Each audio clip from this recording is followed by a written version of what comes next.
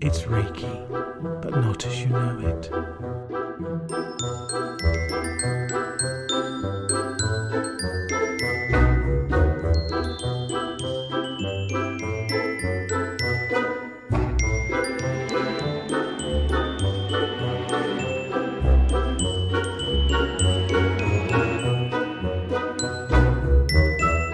Hello, So, Linda.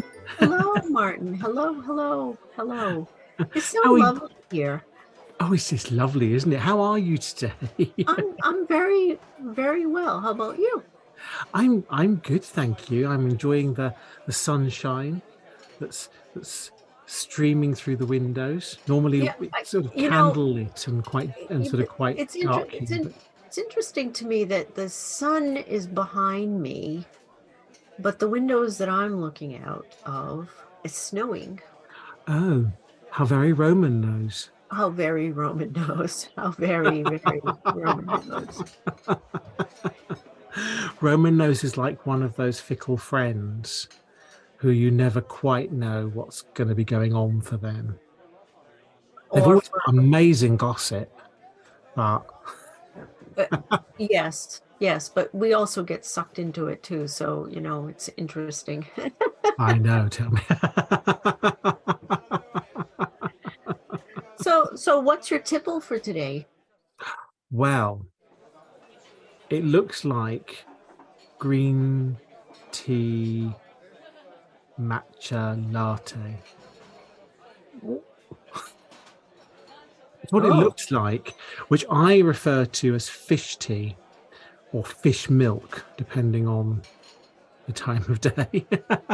oh, But I don't think that's what it's going to taste like. I think it might be pistachio. I'm just still stuck at, the green tea. I got that in my mind and I'm thinking, okay. And then I'm looking at what it is and you say latte. It's like, ooh. Mm, yeah. I went into a very well-known brand of coffee house when I was visiting the States on occasion, and I thought that sounds lovely. I should try one of those. It is like a shoal of herring took a swim in some hot Oh, milk. oh, I just would never put the two together. Never. Mm, they shouldn't ever be put together. No, They should be put no. together. Like, did it curdle? Like, were there No, chunks? no, it was very sort of frothy and Oh, so they light, whipped and the so yeah, they so whipped the like a curds. like a latte, but instead of coffee, it had matcha in it. Oh, well, that was And pretty brave. you see, because when I was in Canada, I had London Fog, which I really like, which is the Earl Grey tea as a latte. Oh, that's different. That's Yeah, totally different. that's very That's different. to Doesn't taste of herring for a start. no, and no, and it's yeah, no. Yes, so something like it looks like it's going to make me puke, but hopefully won't if it's pistachio. Oh, That's my tipple. okay. Yeah, I'll How keep the about you? pistachio. I'll keep the pistachio in my mind as I watch you take your first sip. Um, I don't know what mine is called. Cornelia, oh, she's so mischievous. It has it when I saw her pouring it in it's a tankard. When I saw her Ooh, pouring it in the tankard, it had the viscosity of paste, was some kind of excretion from something that you would never think to drink. At this point, people are thinking, what psychedelics are they on? Yeah, yeah. I and she claim, although it's ironic that you say that because she claims that upon drinking this elixir of delight, um, that I'll be able to observe um, things from both sides of the coin. So that does sound hallucinogenic to me too. You're right. Right. I don't think it's mushroom based though, because the viscosity is just way too. pasty. I just hope it tastes better than it looks. But she keeps looking over, and without words, she just keeps doing little hand signals of just, down it. But it looks like you need to chew it. Oh, no, I think I have to pinch my nose. She laughed and tried to hand me a straw, and I was like, no.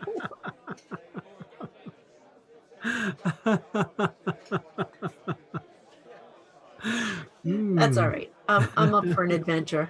What the heck? Well, that certainly looks like an adventure in a tankard. There you go. There you go. Yum, yum. Yum, yeah. Ooh. So this week we've been visiting the realms, and we've been to the Meadows, haven't we? Yes, we have. And Did you have fun? Yeah, yes, interesting. There's so many things. I guess when you get so accustomed to a place, I don't know, do we take for granted what it is and what it represents? Perhaps. You travel and go beyond, and you think, well, let me just step back there for a bit. Let me just look at it with fresh eyes. And I don't know, it was perfect timing for the moment, of where I'm at. And looking back, I thought, oh, this is such profound truth that I'm not sure I really comprehended the depth of it when I first encountered the realm of Meadows. And I don't say that with any criticism or judgment of my progress. I encountered the realm of Meadows exactly as it was designed to be encountered. And it was with childlike wonder. It was the freedom. It was the, romping about, uncovering everything, trying to seek more, just having a ball. Now, stepping back after, 1,000 years. Realm time. That was just last week. I don't know. I just have so much more appreciation for it, because it helped me understand that it was these steps that really revealed who I really am. And it's not something you can be told. It's something you have to experience, and how much you put into it is what you're going to get out of it. Absolutely. Yeah. So if you do step into it with opinions, which quite frankly, I believe we all do, these preconceived thoughts of what it's going to be like. And for most, we're pleasantly surprised to realize, like, oh no, this is not what I thought it was going to be. I looked back and thought, wow, this has so many layers that we can experience in one shot. So if you're looking for a quick fix, this is not the place to go. And it's going to require, one of the earlier things I learned was your active participation. This isn't about sitting back and saying, oh, isn't this pretty? Oh, isn't this sparkly? Isn't this nice? Which at first it is. It's very like, ooh, look at this. This is so cool. But you're only going to benefit from it as much as you put into it. Absolutely. So I love the term of being the adventurer, because you really have to be the adventurer. You have to put on that drive to discover more. There is that sense of childlike wonder and fun, and that part of the adventure is nourished by that. But the adventurer also faces their fears and the horrors and the darkness. Yes. So that is also part of the Meadows as well. But we focus on the fun there, the childlike wonder. Yeah. And it does have these layers and depths that once you have explored your childlike wonder, you can dive down and start exploring those fears, childlike horrors, the things under the bed and in the night, those things that have stayed with us, and as adults now become the bills that we tuck away in drawers and that phone call we don't want to make. These are all unknown, scary things out there, and they stem from our childhood fears. Yeah. But it's not until we tap back into that childlike self and the childlike wonder that we experienced, that, or the capability for childlike wonder that we experienced, because not all of us had wonder as children, but we had the capability for it. Absolutely. When we tap back into that, we can then also access those unspeakable fears that are not defined by language. We can't describe them in words because sometimes we didn't have words when we came across those When fears. we encountered them, right? Absolutely, yeah. Right.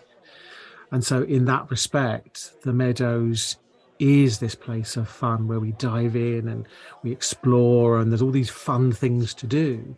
Yep. However, there is also another side, a polarity to that, and many other degrees of experience in there as well.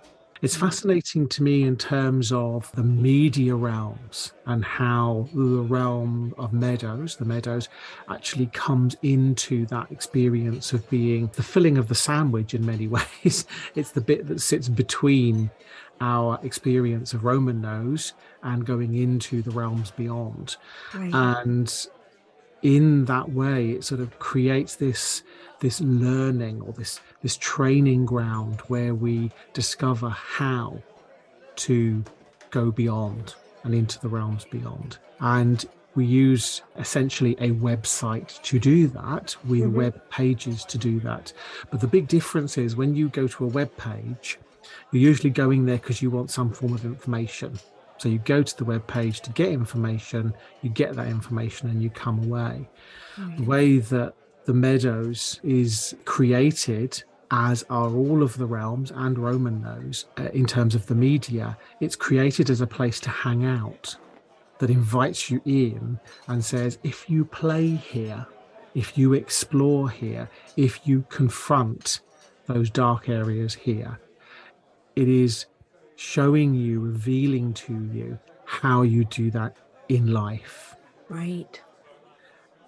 And it also is demonstrating how to get to the realms beyond. So not media, but a deeply profound personal experience of realm and sacred space. Right. When you connect into that, that then creates this conduit between the realms beyond and the physical realms of our everyday lives. That's the real power behind it. Absolutely. Childlike wonder in the media realms is childlike wonder in the realms beyond, and childlike wonder in the physical realms. Right, right. Because World. there's no separation. Absolutely. There really is no separation. And I think, though, the only difference is within the realms, there's safety and nurturing. Yeah. And that appears as a direct contrast in a very therapeutic way, I feel, because you will start, as you immerse yourself, again, actively participating, you will start seeing the contrast. You'll start getting a deeper understanding of what is, of who you are. And then whether it's conscious or not, you do apply it in your interactions. Yeah. And sometimes there's so much contrast that you actually have to stop and think about, what is useful for me? What do I need to let go? What do I need to reinforce within myself to be able to push through? Just as we are taught how to navigate and go beyond into the different realms, it teaches us that strategy and how to apply that in life. Because there's plenty of things in the realms that aren't always running through the field. You know, we do encounter things that are very challenging, that are very frustrating, but they're not done in a way to tear us down. They're done in a way to help us recognize where our strengths are. Absolutely. Yes. And that is what we take with us when we interact with the world. Yes. It's very, very different than being stuffed down or repressed. Very, very different. And it's fascinating to me in terms of when we look at the therapeutic side of one therapy, we can play in the Meadows with a sense of we are creating a therapeutic experience for ourselves and for others. Mm-hmm. And that childlike wonder, that play, translates later on into the childlike wonder that we embody when we are exploring our own holistic being in terms of treatment. Mm-hmm. So when we are working through or exploring the woodland realm, for example, and all of the elements and areas that we encounter there, we are creating a therapeutic strategy, if you like, Mm-hmm. upon our journey. And we're approaching it with childlike wonder and a sense of, dare I say, mischief, and a sense of curiosity, and a sense of wonder because of our experiences in the meadows. What I find fascinating is that when you take that out of a therapeutic environment and you just apply it to life, the life that we are living, Mm-hmm. it doesn't have any terminology. It doesn't come back to therapy. So, we use terms like well-being, mindfulness, health, but we don't have a broad spectrum experience of applying these incredibly beneficial and valuable experiences to every aspect of life. And that to me is fascinating, how it gets compartmentalized into therapy. Right. That's so interesting. Because I don't know if can you think of any words that mean therapy, but not in a therapeutic environment, in a No. general. Isn't that interesting? I mean, oh goodness, how conditioned we are, Yeah.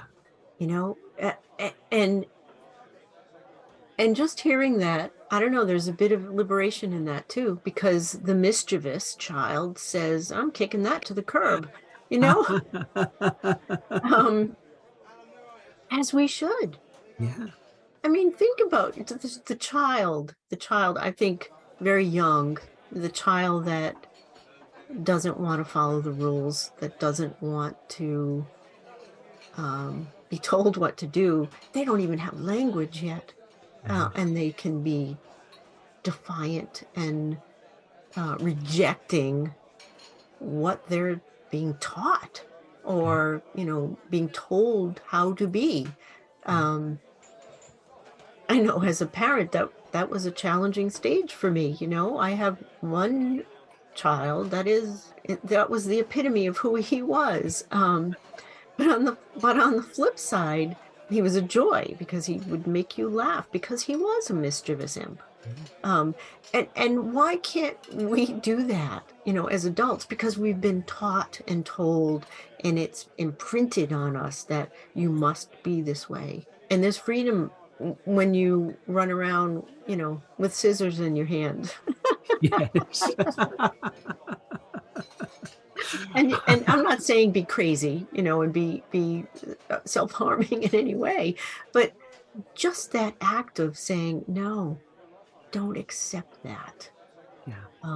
There has to be more depth. Yeah. And as adults, that's our power. We don't know that as children. And most of us are not really given what we need to be able to identify that and nurture that and grow that. But just a simple word is therapy. That's what popped all in my head. It's like, oh my goodness, we are all in the same boat, aren't we? Yeah, absolutely. It's like the word fun, for example. So having fun, playing, enjoying oneself, sense of wonder. There are many things in life that we will not apply those statements to. So, for example, a lot of people say going to work isn't fun, isn't childlike, isn't full of a sense of wonder, because they're so miserable in their work and in their career that actually they do not feel that same sense of wonder as they might do if they were doing some other activity. However, a sense of fun, a sense of mischief, a sense of awe in everything that we do actually elevates us beyond that sense of misery that we have if we're just doing the same old drudgery every day. Mm-hmm. It's the same with that sense of therapy. we're bringing that out of a therapeutic environment, people do not apply the underlying mechanisms of therapy to every aspect of their lives, because that's when it becomes not about therapy. It becomes about just elevating the experience, expanding the experience, and becoming an ever-changing, fluid human being that is hungry for this life that we've been given and lives it to the full every single day. That's not therapy in a clinical or professional sense. That's just living. Right. And that's at the very core of what we do in Roman nose. Right. It's about living one's life in this expanded way in every aspect, not just therapy. Right, With the right. air Not, bunnies. right. Not default, Yeah. but design. Yeah. Absolutely. There's such a drastic difference. Default is just you're not doing anything, you're just there. Yeah. Versus design, you're actively looking for how to move forward, how to gain more, how to understand more with more depth. It's amazing. It's really amazing.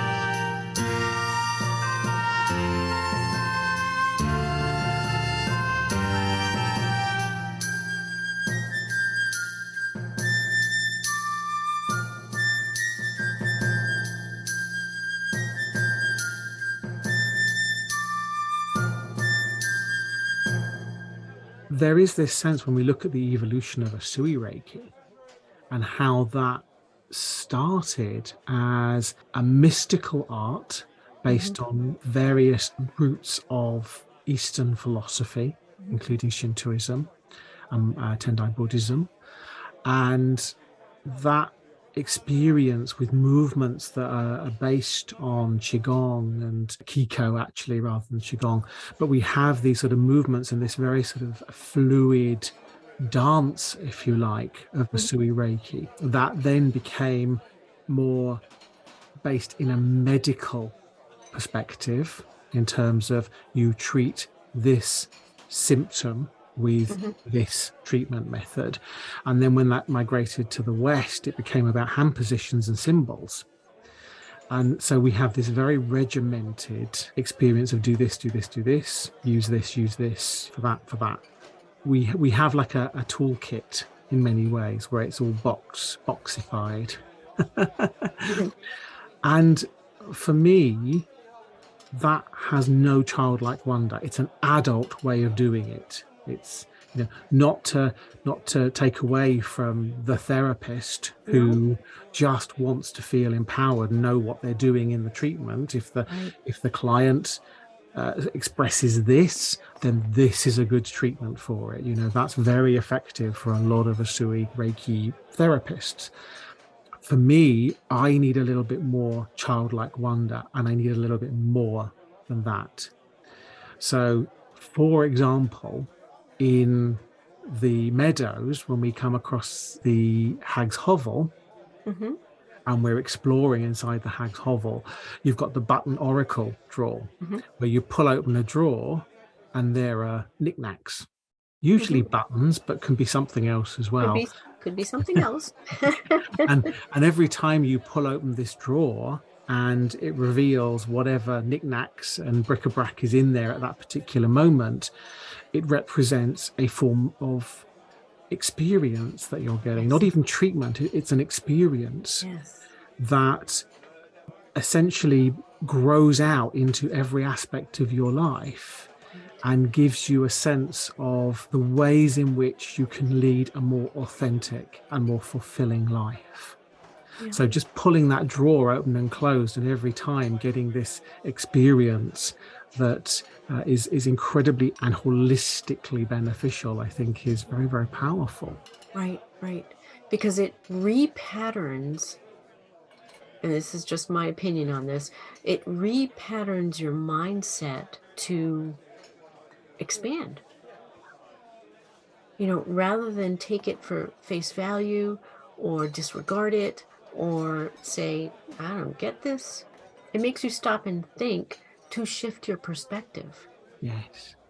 So in many ways, in Usui Reiki, when you place your hand into a hand position during a treatment, there is as much value and difference and variety in placing the hand as there is in the button oracle. But the button oracle has a knowing about it. Every time you open, it'll be something different, or maybe something that is the same, but because you need it that way. But when we do hand positions, we may have different experiences as the therapist and as the client, but the hand position remains the same. There's no sense of each time you do a hand position, the fourth hand position, for example, that's a different hand position and a different experience. You've never done that before, placing your hands on that person's shoulders. You've never done that. That's the first time you're doing it, and it will give a unique experience. But because of that psychological processing and that psychological imprisonment in many ways, we just treat it like the same, just putting hands on shoulders and doing this for 3 minutes before moving on to the next. And I think breaking away from that, coming away from the psychological box of I'm putting my hands here, taking that and transforming it to when I place my hand here, I am connecting into a completely original, unique and new experience. What's it going to hold for me? What are we, as in the practitioner and the client, going to experience here? Where are we going today? That's the sense of adventure that is at the very core of the Meadows. Right. And that's the childlike excitement of, okay, this is what I've learned. This is how I've used it. Now what happens if I let go of those boundaries? I let go of those rigid expectations. I let go of the definition I've been taught and told. Where are we going? Absolutely. Let's go. Let's see what happens. And I think it helps. It also helps us tailor the treatment when you look at it from a new experience. You may know of something, but if you treat it in such a way that its definitions aren't limited, that actually helps you as a practitioner be able to really fine-tune the interaction and connection that you have with your client. Yeah. You can hone in on where the need is Yeah. and where to reinforce what you know will make that more fluid. Absolutely. Yeah. As somebody doing the dishes or traveling to work on a train or conducting some boring monthly paperwork extravaganza. It's those everyday tasks that we do perhaps time and time and time and time again, in many ways are representative of the hand positions in Mm, understood Reiki treatment, in as much as the approach is the same every time. It's a mechanical, strategic pattern of behavior that we just get trained into and we see as the same thing. Regardless of the day, the weather, the experience, the mood, whatever the changes are and the different circumstances are, right. we treat it as the same thing. But essentially, if we approach every aspect of our lives as something completely new Hmm. and completely original, the child comes to the forefront and is like, oh, let's play. Let's have some What fun. what what's next? What's Yeah. next? What's over there? What's over there?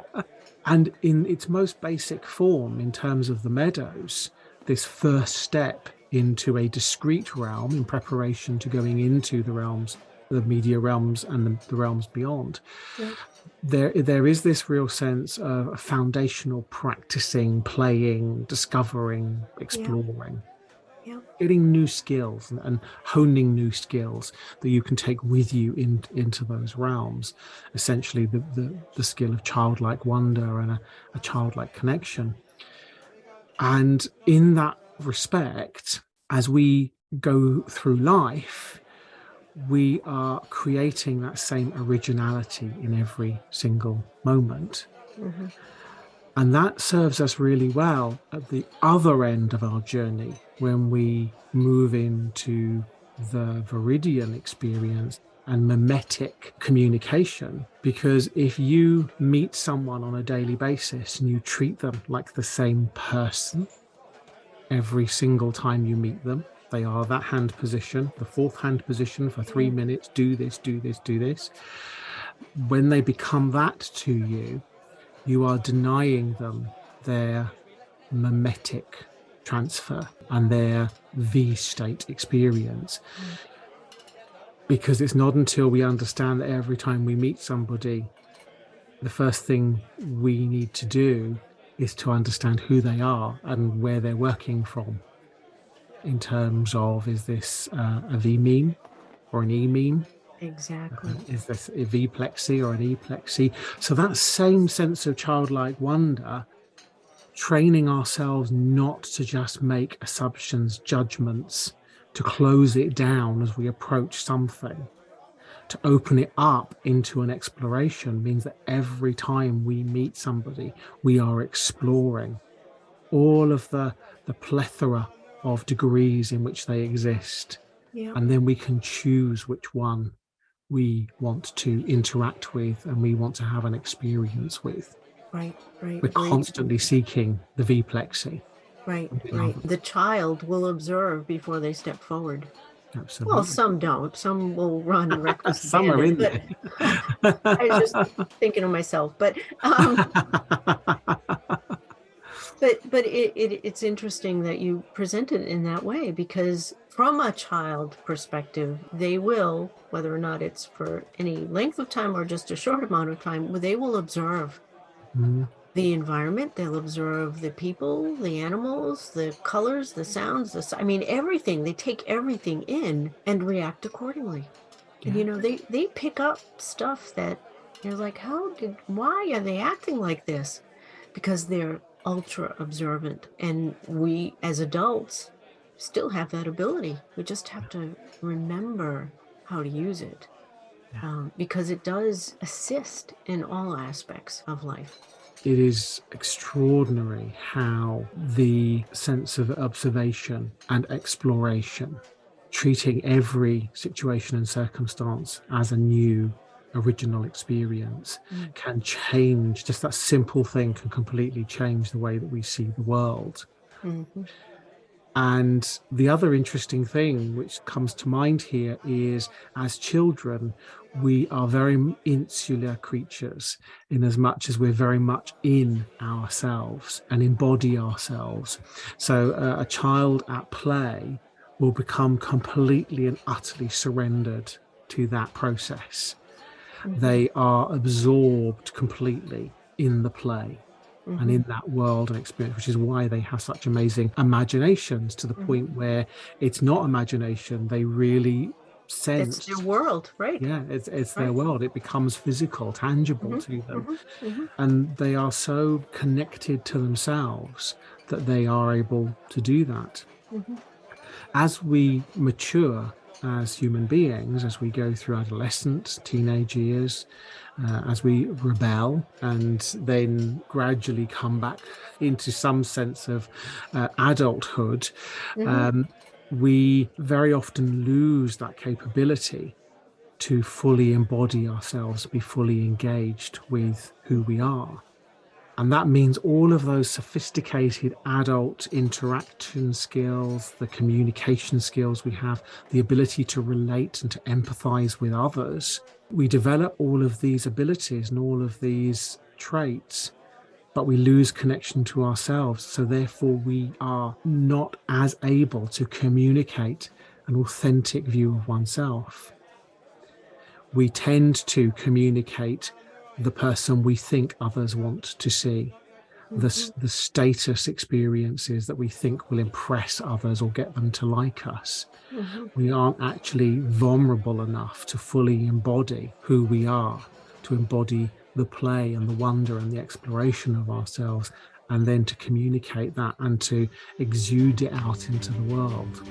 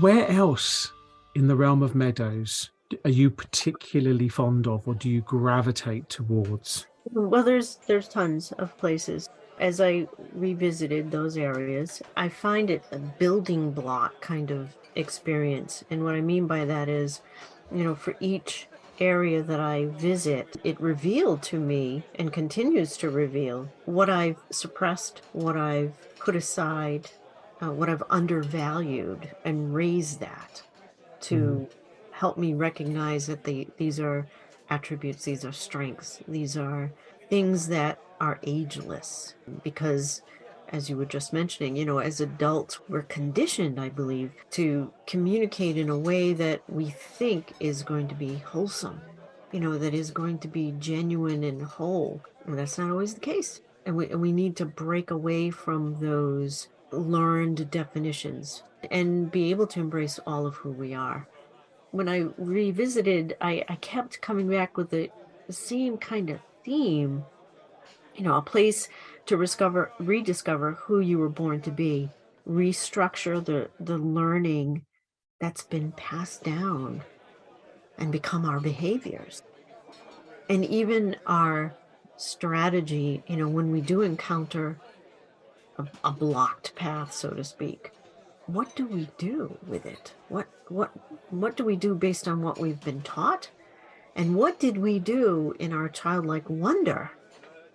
It's totally different in most cases. You're told this is what you need to do to get beyond this. Okay, and maybe it works. But going back to the child that rejects everything because they want to experience for themselves, that's not going to fly. You learn to move beyond the blocked path with childlike wonder, as compared to do this or else. This will happen. Our childlike self is probably our best starting point before we were told how to act and react to things we would otherwise intuitively navigate around easily. So I know you said, which are the favorite realms? It's tough, because I think of seeing Clumpy. I think of Hag's Hovel. I think of all of those places, which, they seem like little blips. Mm. But there's so much depth in them that you can't just discount their value. There's so much depth in all of the areas that we get to travel from the realm of Meadows. And each of them brings up different contrasting points in who we are. And for some of us, we need to let go of rigid expectations, or we need to understand where our strengths are. I think of the labyrinth in my own personal experience with that, and how at first it was very frustrating because I thought, okay, I should know this. And I kept trying and trying, and because I had this definition of who I thought I was and why I thought I should be able to, this should be a walk in the park, that started breaking down, and there was a lot of hissing and spitting. And even through that, I recognized, I'm being so childish about this, and I thought that was a detriment. And then I recognized, no, this child is going to push forward. It's the child that says, I'm not just going to take no for an answer. I'm not going to be told there's nothing more. Of course, the child doesn't say it in that comprehensive way, but their actions work in that direction. So it just helped me recognize, don't settle. Yeah. Don't settle, and don't accept anything that doesn't fulfill who you are right at that moment.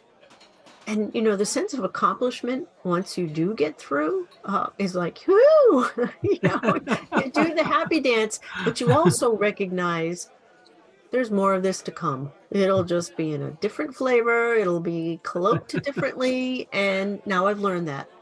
No, now I'm going to recognize and align with that mischievousness rather than fight against it. So Labyrinth, that first encounter, I was very irritated. And now is a favorite. Is a favorite. And that's saying something. Yeah, I know. And it just brought out so many areas of things within me that not necessarily were something that I needed to get rid of, but to change. Yeah. To change the perspective of and use it as a tool for a better outcome. Yeah. Rather than let it make you feel stuck or give up or think it's stupid. This is stupid. Not that I thought it was stupid, but it's that kind of emotion that it Absolutely. just conjures up. When you look at the Meadows, and how they prepare you for the labyrinth. Yes. In this instance, that sense of childlike wonder and the expression of childhood within oneself, how the child will adapt and change. So if you say to a child, you can't have a cookie, and they want a cookie, they will adapt and change their behavior to try different approaches and different Oh, avenues of absolutely. getting that cookie. Absolutely. And that skill that children have, that tenacity, is essential in the labyrinth Yes. and essential in life as well. What is at the heart of the labyrinth is the nonsensicality of life. Mm-hmm. Sometimes things don't make sense. There isn't a pattern or a system. You can't game it. You can't work it out. It Right. is just this mess, this sprawling mess of frustration that you have to work through. And Right. it's in the meadows that's your playground. That's where Yeah. you start to develop and reconnect with those childlike skills of tenacity. Just keep going through. Another big part of the labyrinth, a little bit of spoilers here, but it's it's not listening to what you're told, which is something children are very good at. Yes. Yes. And children may or may not hear what they are told. They Right. certainly choose whether they accept it or not. Right. But that's also a part of the labyrinth. That skill will get you a long way in the Yeah. labyrinth. So it Yeah. is fascinating how there is this training, this playground that happens where you grow and you learn and you reconnect to those childlike abilities that Mm-hmm. you then apply to the labyrinth later on your adventure. Mm-hmm. Absolutely. In looking at some of the other places, the Sweet Syrup Trail, that's another one I had mixed emotions about early on. And it wasn't until much later that I started seeing it more in the light of how the dynamics, the spherical dynamics of who we are as individuals and how we interact and what we do with this information. The Sweet Syrup Trail, I thought, oh, this is just sweet. Another chakra. I'm not a fan of sweets. We know some of the sweets I don't like, but so it immediately kind of like was like, oh, this is sweet stuff. Like, give me bitter sour, Nom nom.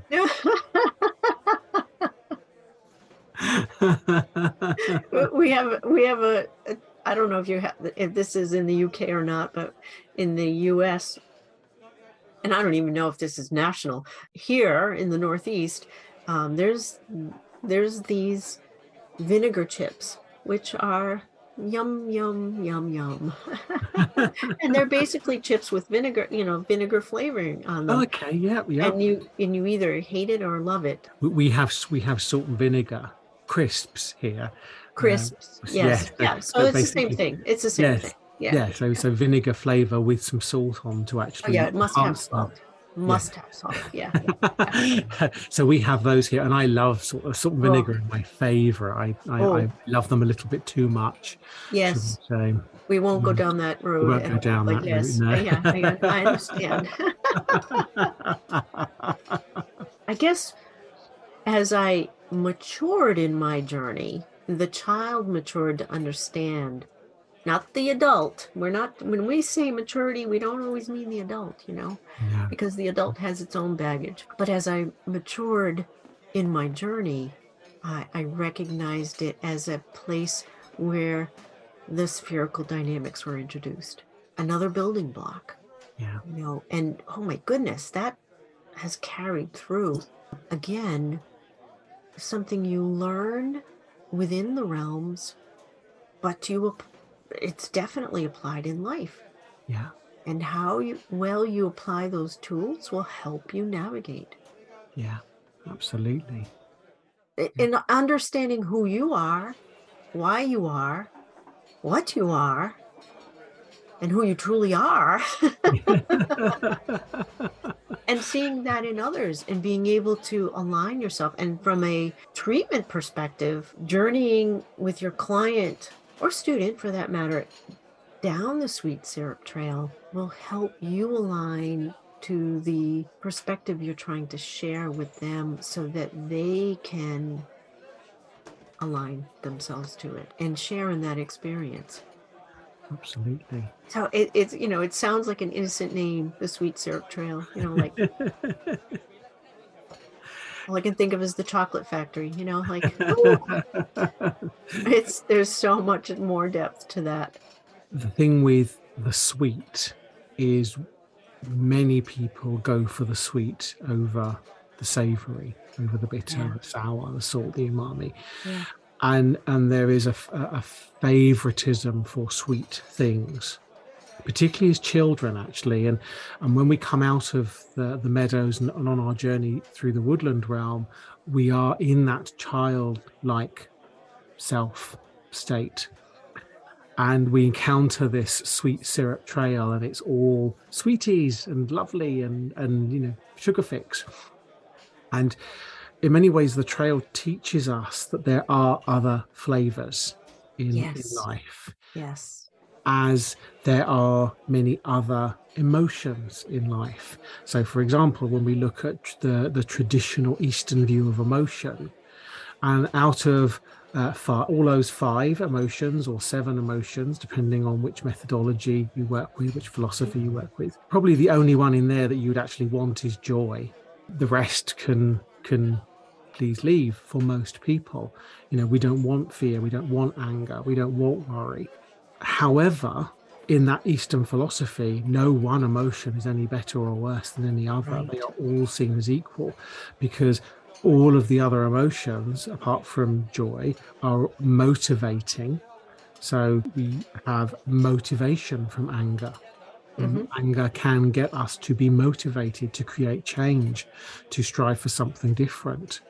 Joy is comparable with excitement in terms of nervous energy, being actually sort of quite nervous or trepidation, that feeling of before you go on stage or you know, have a large audience of people looking at you, and you get that sense of stage fright. That is seen as the same thing as joy. So in many ways, this nervous excitement is not seen as a good thing or a bad thing. It's just a motivational force, an emotion. And the Sweet Syrup Trail says to us, we go for pleasure all the time as an avoidance of pain. So all of the pain that we've locked away inside of ourselves and suppressed, that is sitting there bubbling away and motivating us to look to pleasure all the time. Right. But that pleasure numbs us, it rots our teeth, it puts us into a stupor. Yeah. Where we have a sugar high and then we come down and we crash. Right. That's what those unmeaningful or non-meaningful pleasure-seeking hedonisms do. They give us a high and then they make us crash. Right. Whereas pleasure that is truly fulfilling and truly enriching to our lives is a whole other element, but you won't find that on the Sweet Syrup Trail. You'll only find the high and the crash. And when you are constantly doing that, it's indicative of some deep-seated trauma or pain that you're not looking at, not confronting. And it's very much about addiction and how we create addictive behaviors and addictions to various substances because we are doing this pain avoidance. It's medicine we all need to take, and will give us exactly what we need. Yeah. If we take it. Yes, yeah. And it is this interesting thing that when we step out of the Sweet Syrup Trail and we go on our journey, it suddenly gets very real world very quickly in terms of Robertson Cops, for example, you know, where you can never tell what's going to be happening at any given moment. life gives and life steals. Yeah. And we can never be sure of where we are, so we just have to explore and adventure and be curious and be resilient and be tenacious. Right. So we're placed in this position where everything is a bit chaotic, and then we start to go into the sort of slightly darker areas of the woodland realm, and we are introduced and reintroduced into those underlying traumas and pains that we can then embrace and work with and grow and evolve into an embodiment of who we are beyond the pain and the trauma. Right. It's very, very challenging, but it gives us the opportunity to adapt, to be able to see the value in spite of the trauma. Yeah. It's an opportunity for growth. And, no one likes not knowing what's around the corner.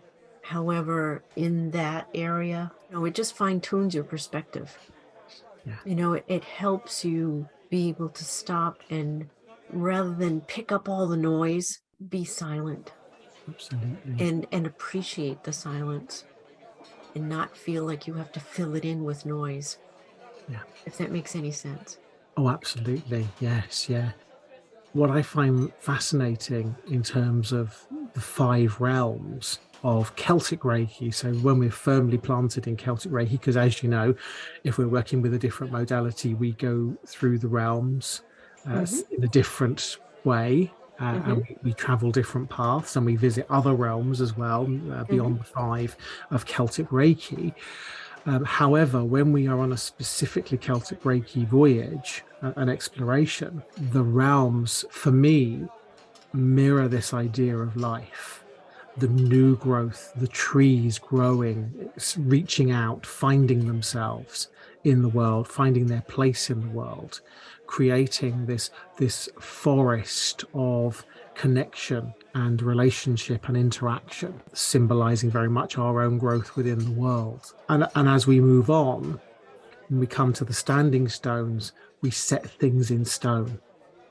So the trees are almost mirrored by these standing stones, which are almost not living in that sense. They have life and they have the experience of life and they have vibration and they have a consciousness, but they're not living in the same way a tree is. So it almost becomes this sense of petrification that happens, an ossifying of our growth and our experience. So we become set in stone. But it is through that process that we connect to the cosmic, where we basically have pure potential. Right. And we create this enlightenment, this transcending of the physical, the ossified human being who has become so self-defined and defined by the world that their only option is to go into the beyond and explore this cosmic experience and potential. And this brings us back to the mountain range where we're climbing the high peaks and we're evolving and growing, and the volcano creates this sort of sense of new growth, but in a stone sort of way. So the connection there is that we're no longer just static stones standing. We are constantly evolving and growing and renewing rock. So we know who we are, we have ourselves, but we're constantly renewing ourselves. And then eventually we come to the ocean, which is this sense of coming back into the all and the reconnection, but in a very worldly way, a very physical way. So there's a contrast between the ocean and the cosmic there. The ocean is almost like a physical embodiment of the cosmic. And that journey through the Celtic Reiki realms, I think, is very indicative of the life that we lead. But so many people get stuck in the standing stone realms. Yes. Or in the labyrinth. They don't even get that far. That is true. That is true.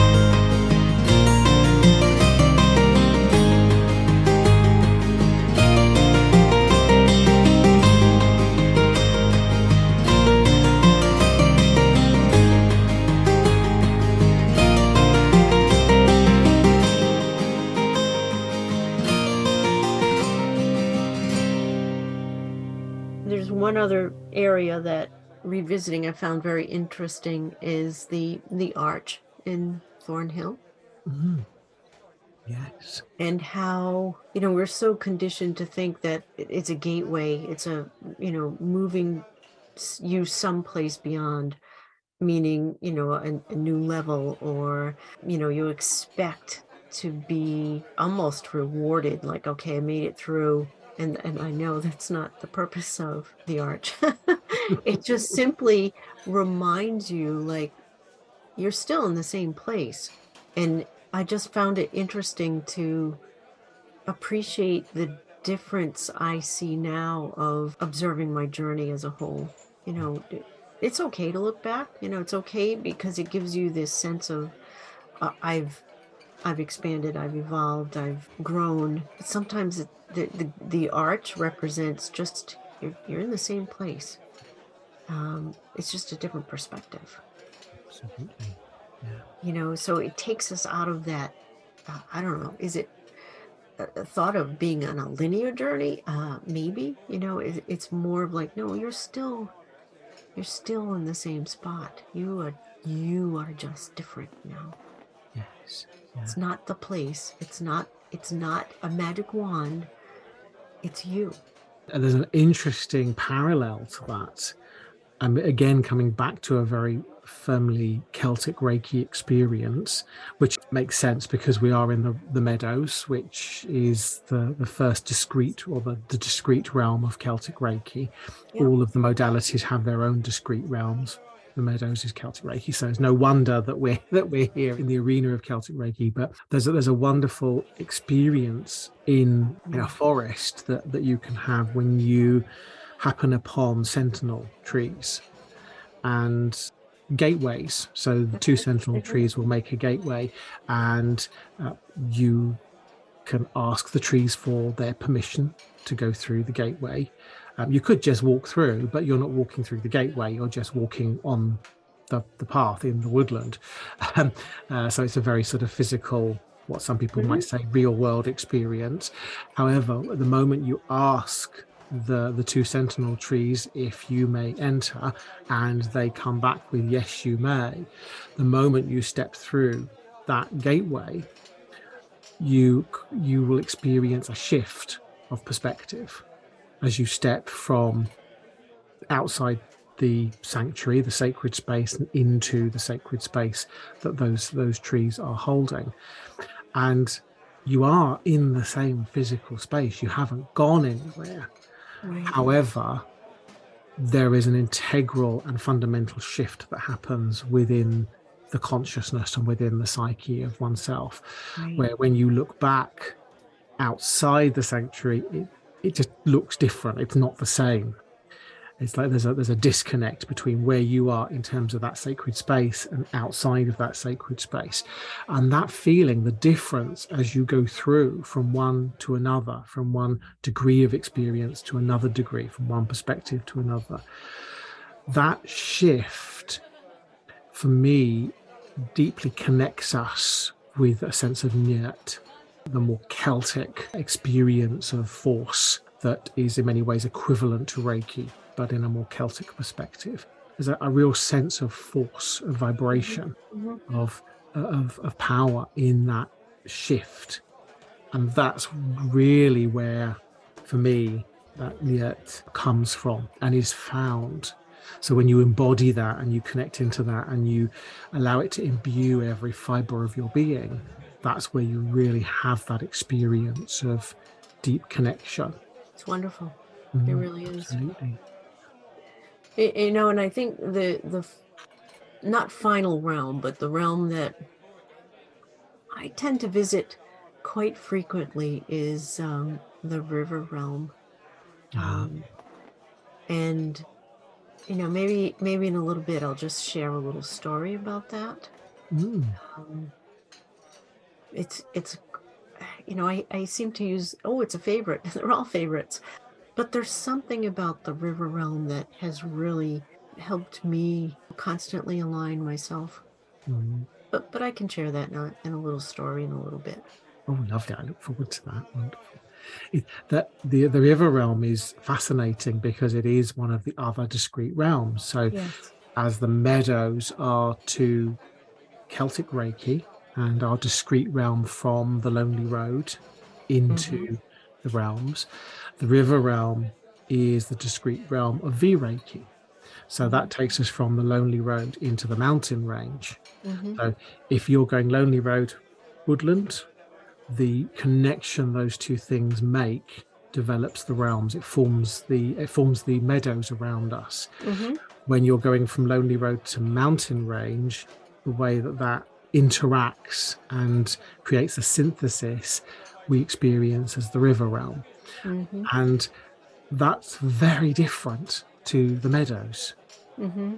Both discrete realms, both a synthesis of the Lonely Road and the realms beyond, but yet two very different experiences. Oh, absolutely. Absolutely.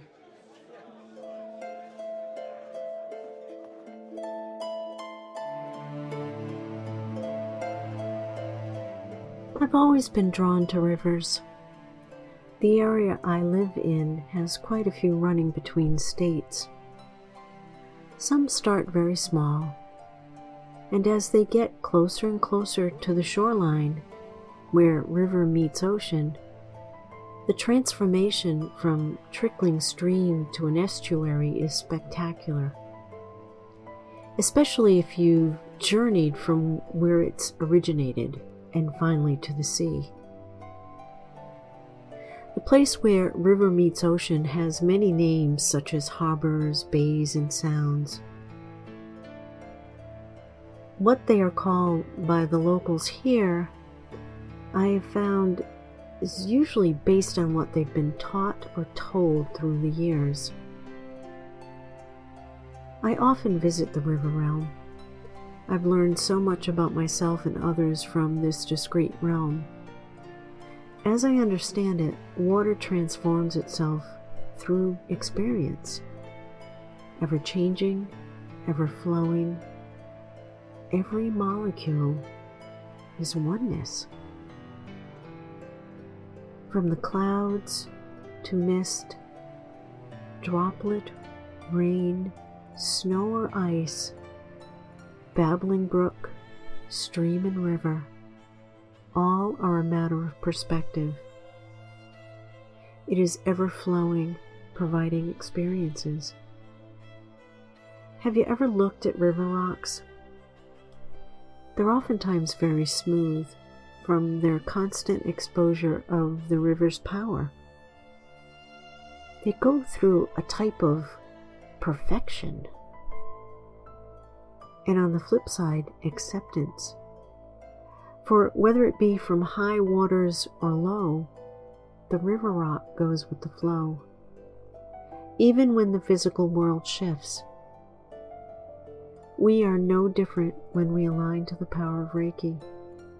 It is constantly flowing, reminding us separation is an illusion. I think about how the flowing river sparkles like a million diamonds in sunlight, perfectly cut to reflect every bit of light. By immersing oneself into the river realm, you intently interconnect with its healing, and you're reminded you are divine and flawless. The river realm has taught me to enjoy the journey, for it is engaging and captivating, with a forever changing landscape, bringing you to exactly where you need to be, with everything you need to keep strongly moving forward. This powerful, amazing force provides awareness of who you truly are, without definition from others, without restrictions placed upon you. Shedding all those limits, will you step into the river realm, where you can feel yourself flow in line with it? You are the water. You are the diamond, perfectly cut to reflect the light in its fullness.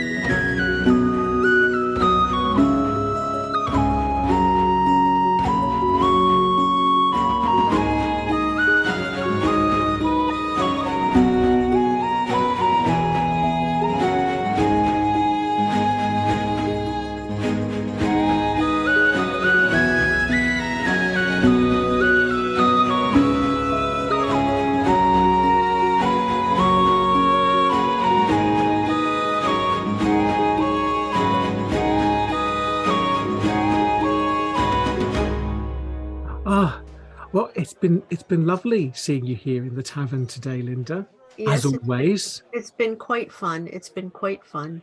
it feels epic. It feels like we've gone from the Meadows into a whirlwind tour of various different Oh, and it was just experiences. the tip of the iceberg. Oh, absolutely. Um, yes, yes, absolutely.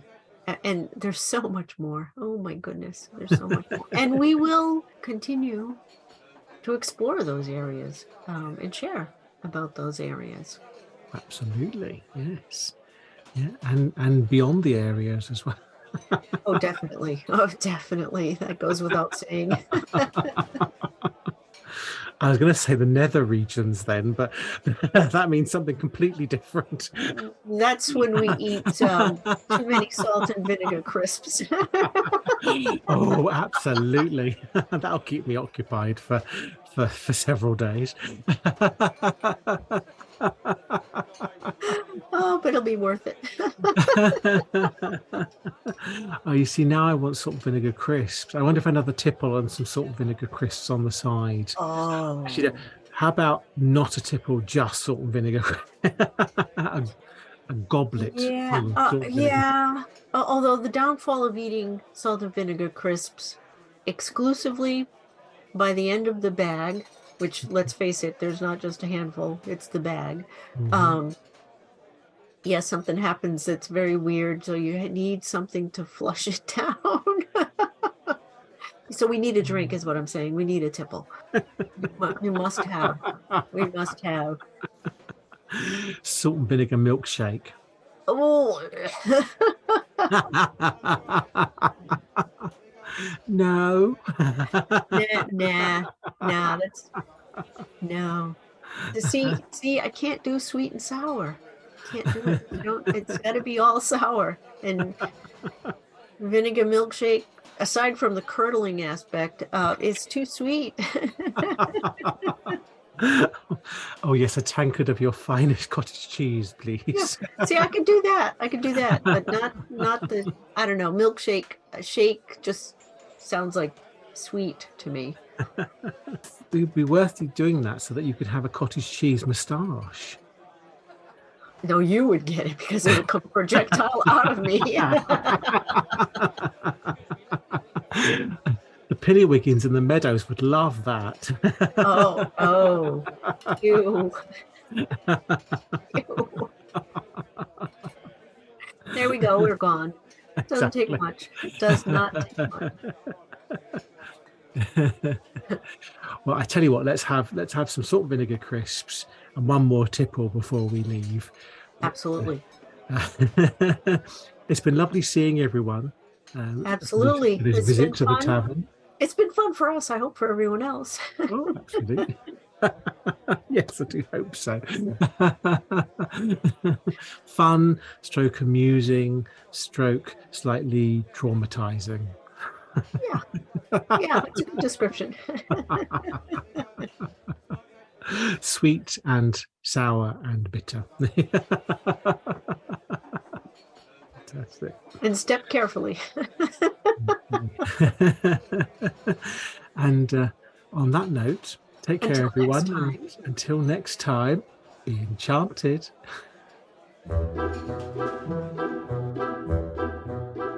You've been listening to the It's Reiki But Not As You Know It podcast, hosted by Martyn Pentecost, originator of One Therapy, and Linda Hadzinski, guide and companion to the One Therapy community.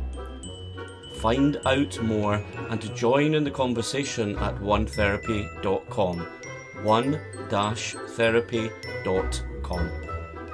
It's Reiki, but not as you know it.